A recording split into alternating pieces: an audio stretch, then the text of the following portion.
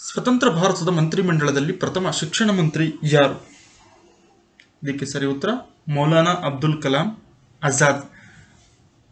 ಇವರ ಹುಟ್ಟುಹಬ್ಬವನ್ನು ರಾಷ್ಟ್ರೀಯ ಶಿಕ್ಷಣ ದಿನ ಅಂತಲೂ ಕೂಡ ಆಚರಿಸುವುದನ್ನು ನಾವು ಗಮನಿಸಬಹುದು. ಇವರು ಸ್ವತಂತ್ರ ಭಾರತದ ಮೊದಲ ಕ್ಯಾಬಿನೆಟ್ನಲ್ಲಿ ಶಿಕ್ಷಣ ಸಚಿವರಾಗಿ ಕಾರ್ಯವನ್ನು ನಿರ್ವಹಿಸಿದ್ದರು. ಅರ್ಥಶಾಸ್ತ್ರಕ್ಕೆ ಮೊದಲು ನೊಬೆಲ್ ಪ್ರಶಸ್ತಿ ನೀಡಲಾದ ವರ್ಷ ಯಾವುದು?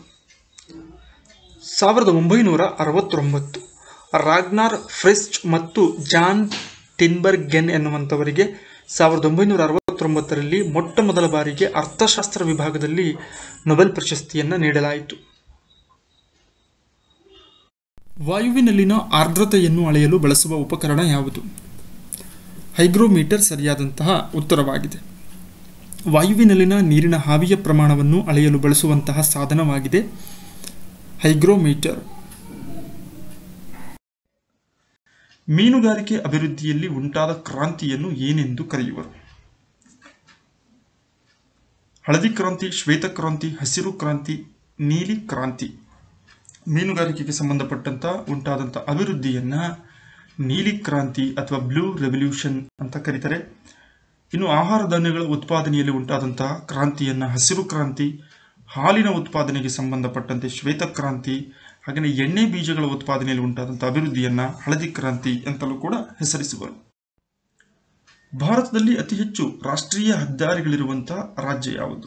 ನ್ಯಾಷನಲ್ ಹೈವೇಸ್ ಅನ್ನು ಹೊಂದಿರುವಂತಹ ರಾಜ್ಯ ಯಾವುದು? ಉತ್ತರ ಪ್ರದೇಶ, ತಮಿಳುನಾಡು, ಗುಜರಾತ್ ಮತ್ತೆ ಮಹಾರಾಷ್ಟ್ರ. ಅತಿ ಹೆಚ್ಚು ರಾಷ್ಟ್ರೀಯ ಹೆದ್ದಾರಿಗಳನ್ನು ಹೊಂದಿರುವಂತಹ ರಾಜ್ಯ ಮಹಾರಾಷ್ಟ್ರ ರಾಜ್ಯವಾಗಿದೆ. ಭಾರತದಲ್ಲಿ ವಾಯುಯಾನ ಸಾರಿಗೆ ಆರಂಭವಾದಂತಹ ವರ್ಷ ಯಾವುದು? Airline service 1911, 1912, 1913, 1914. ಇದಕ್ಕೆ ಸರಿ ಉತ್ತರ ಭಾರತದಲ್ಲಿ ಮೊದಲು ವಾಯುಯಾನ ಆರಂಭವಾದಂತಹ ವರ್ಷ 1911.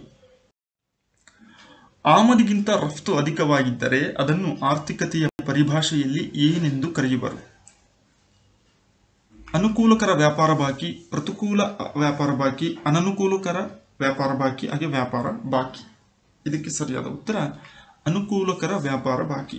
ಆಮದು ಅಂತೇಳಿದ್ರೆ ನಾವು ಬೇರೆ ದೇಶದಿಂದ ವಸ್ತುಗಳನ್ನು ತರಿಸ್ಕೊಳ್ಳೋದು, ರಫ್ತು ಅಂದ್ರೆ ನಮ್ಮ ದೇಶದಿಂದ ವಸ್ತುಗಳನ್ನು ಕಳಿಸುವಂಥದ್ದು. ಹಾಗಾಗಿ ನಾವು ಬೇರೆ ದೇಶದಿಂದ ತರಿಸ್ಕೊಳ್ಳೋದಕ್ಕಿಂತ ಹೆಚ್ಚಿನ ಪ್ರಮಾಣದಲ್ಲಿ ನಮ್ಮ ದೇಶದಿಂದ ರಫ್ತು ಮಾಡಿದರೆ ಅದು ಅನುಕೂಲಕರ ವ್ಯಾಪಾರ ಬಾಕಿ ಅಂತ ಕರೀತಾರೆ. ಭಾರತದಲ್ಲಿ ಕರ್ನಾಟಕ ರಾಜ್ಯ ಅರಣ್ಯ ಪ್ರದೇಶ ಹೊಂದಿರುವಂತಹ ರಾಜ್ಯಗಳಲ್ಲಿ ಎಷ್ಟನೇ ಸ್ಥಾನದಲ್ಲಿದೆ? 7ನೇ ಸ್ಥಾನ.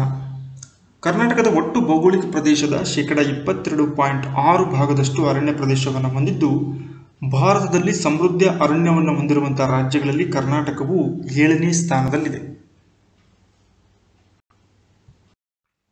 ಭೂಭಾಗಕ್ಕೆ ಚಾಚಿಕೊಂಡಿರುವ ಸಮುದ್ರದ ಭಾಗವನ್ನು ಏನೆಂದು ಕರೆಯುವರು? ಕೊಲ್ಲಿ, ಖಾರಿ, ಖಂಡಾವರಣ ಪ್ರದೇಶ ಮತ್ತು ಜಲಸಂಧಿ. ಈ 4ರಲ್ಲಿ ಭೂಭಾಗಕ್ಕೆ ಚಾಚಿಕೊಂಡಿರುವ ಸಮುದ್ರದ ಭಾಗವನ್ನು ಕೊಲ್ಲಿ ಎಂದು ಕರೆಯುವರು. ಭಾರತದಲ್ಲಿ ಚಳಿಗಾಲದ ಅವಧಿಯ ಬೆಳೆಯನ್ನು ಏನೆಂದು ಕರೆಯುವರು? ಅಂದ್ರೆ ಅಕ್ಟೋಬರ್ ತಿಂಗಳ ನಂತರದಲ್ಲಿ ಬೆಳೆಯುವಂತಹ ಬೆಳೆಯನ್ನ ಖಾರಿಫ್, ರಬಿ, ಮುಂಗಾರು ಬೆಳೆ, ಮಾನ್ಸೂನ್ ಬೆಳೆ. ಜೂನ್ ಮತ್ತು ಜುಲೈ ತಿಂಗಳಲ್ಲಿ ಬೆಳೆಯುವಂತಹ ಬೆಳೆಯನ್ನ ಖಾರಿಫ್ ಬೆಳೆ ಅಂತ ಕರೆದರೆ, ಅಕ್ಟೋಬರ್ ತಿಂಗಳ ನಂತರದಲ್ಲಿ ಬೆಳೆಯುವಂತಹ ಬೆಳೆಯನ್ನ ರಬಿ ಬೆಳೆ ಅಂತೇಳಿ ಕರೆಯುವರು. ಹಡಗು ನಿರ್ಮಾಣದಲ್ಲಿ ಪ್ರಪಂಚದಲ್ಲಿ ಮೊದಲ ಸ್ಥಾನದಲ್ಲಿರುವಂತಹ ದೇಶ ಯಾವುದು?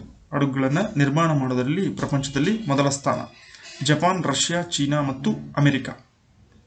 ಈ 4 ದೇಶಗಳಲ್ಲಿ ಹಡಗು ನಿರ್ಮಾಣದಲ್ಲಿ ಪ್ರಪಂಚದಲ್ಲಿ ಮೊದಲನೇ ಸ್ಥಾನದಲ್ಲಿರುವಂಥದ್ದು ಜಪಾನ್ ದೇಶವಾಗಿದೆ. ಬಾಂಬೆ ಕ್ರಾನಿಕಲ್ ಎಂಬ ಪತ್ರಿಕೆಯ ಸಂಪಾದಕರು ಯಾರು? ಮಹಾತ್ಮ ಗಾಂಧೀಜಿ, ಬಾಲಗಂಗಾಧರ ತಿಲಕ್, ಫಿರೋಜ್ ಶಾ ಮೆಹ್ತಾ, C.R. ದಾಸ್ ಅಥವಾ ಚಿತ್ತರಂಜನ್ ದಾಸ್. ಇದಕ್ಕೆ ಸರಿ ಉತ್ತರ ಫಿರೋಜ್ ಶಾ ಮೆಹ್ತಾರವರು.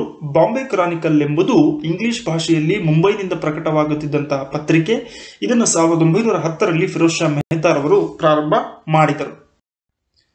ಕರ್ನಾಟಕ ಗತವೈಭವ ಕೃತಿಯನ್ನು ರಚಿಸಿದವರು ಯಾರು?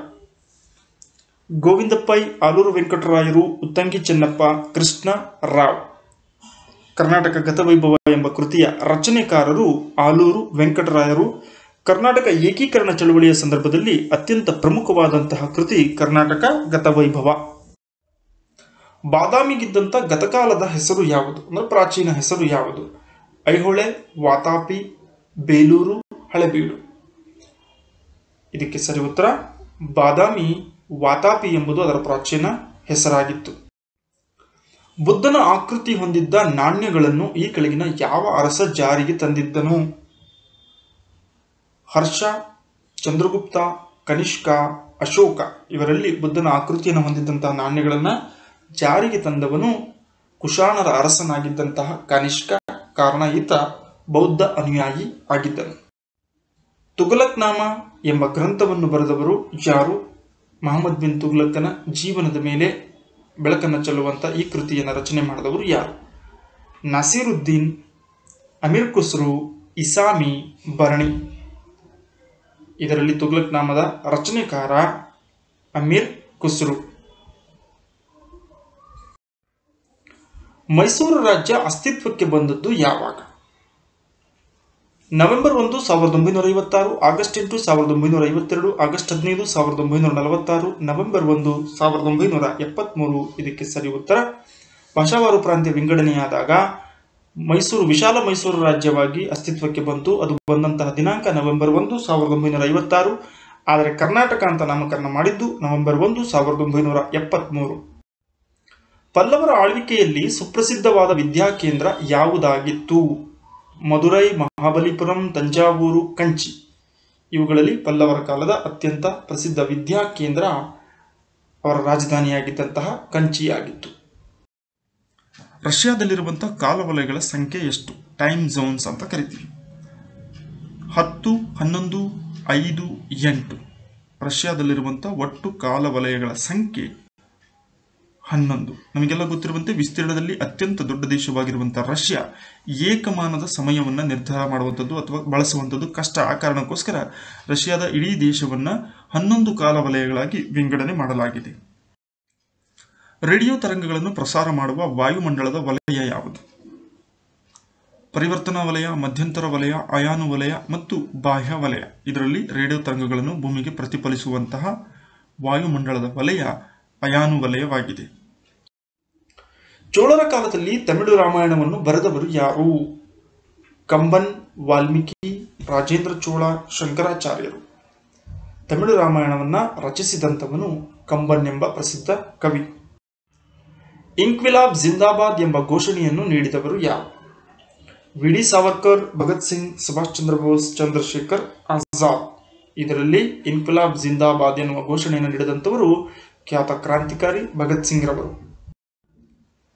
ದೆಹಲಿಯ ಕೆಂಪು ಕೋಟೆಯನ್ನು ನಿರ್ಮಿಸಿದವನು ಯಾರು?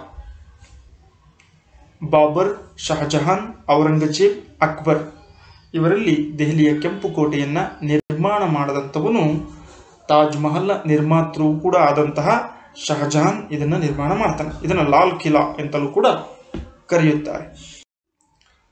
ಅಲ್ ಹಿಲಾಲ್ ಎಂಬ ವಾರಪತ್ರಿಕೆಯನ್ನು ಆರಂಭಿಸಿದವರು ಯಾರು?